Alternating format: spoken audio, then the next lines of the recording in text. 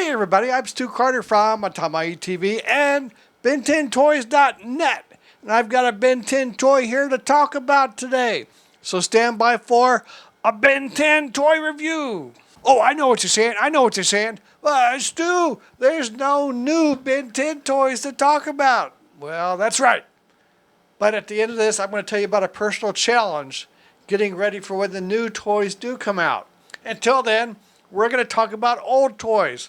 I've got here from Ben 10 Omniverse. What is this? Tyrannopede. Let's get a close look at the box. Okay, so this is Tyrannopede from Ben 10 Omniverse, right?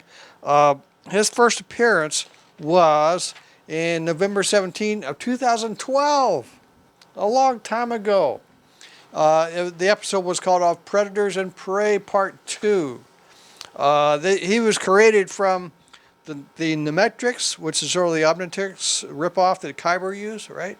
And he sampled some DNA and he made this like a foe. And this was put out, this kind of figure was put out by Bandai America in the US. And they released this the next year. So it was 2013 that it came out. They were calling these the vinyl figures. And they were more vibrant. The colors are more vibrant. And the pose is kind of interesting compared to regular figures. Not the basic colors like you see. And they're smaller actually too. This is what they call the feature figures, right? This is blocks. Basic colors. Well, blocks was like that, right? But he had the moving features, special features. This one's got sound and it goes with the Omnitrix. The vinyl figures were a little smaller, a little cheaper. These sold for only $10 in Walmart in the U.S. But I believe they only lasted about 1 year.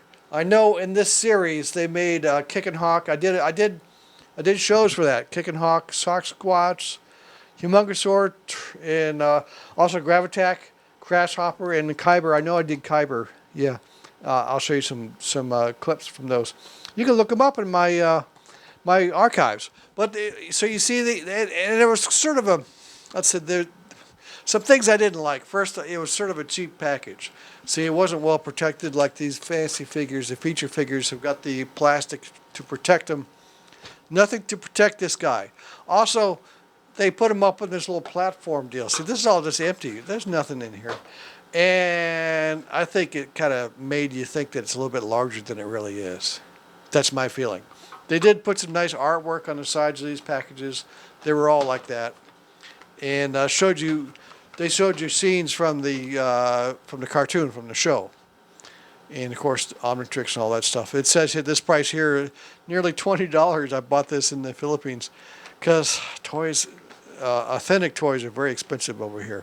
And then you see the back, and it showed you the other vinyl figures in this line, and it showed you the regular figures. And as a memory, the regular figures that were coming out at this time, they had two versions of Ben with a hoverboard and feedback, Kicken Hawk, Jury Rig.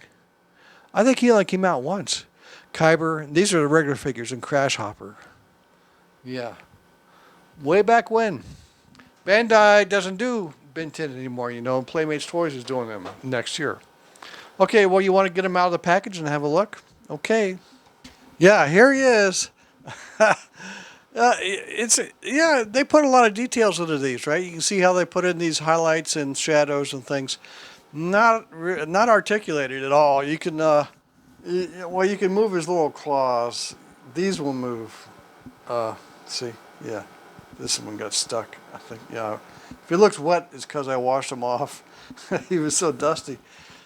And you can see, what is this? The Nemetrix on his collar here. Yeah, just like you have the Omnitrix symbol on the evil alien, on the good aliens.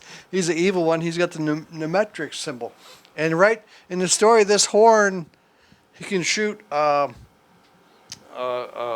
out to trap enemies. Right. Yeah, and he's got a tail. I guess he can swish his tail. It's supposed to be like really big and heavy. He's not real big, of course. He's about the size of your normal. Here's like your normal action figure.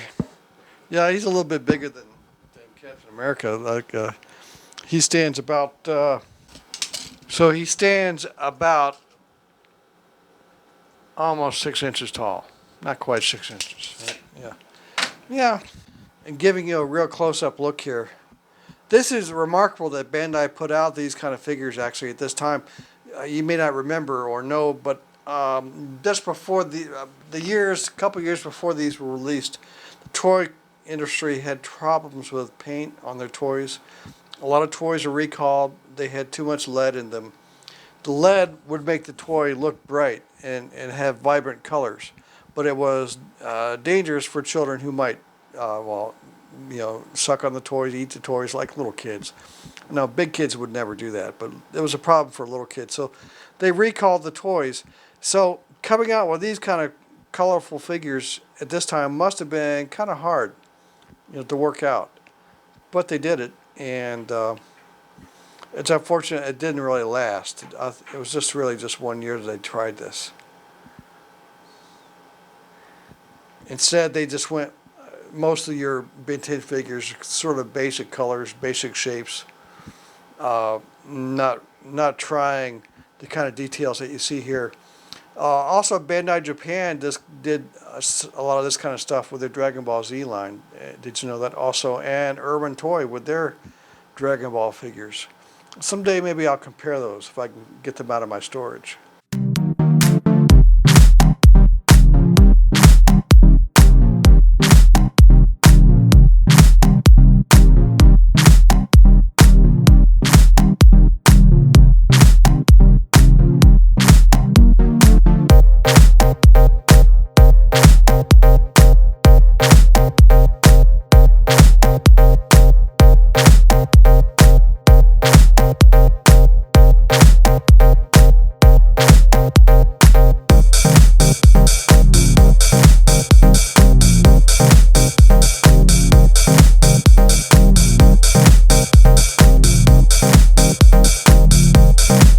So I said at the end I was going to make a personal pledge. Did I say that? Well, I meant to anyway. If I didn't say that, I am.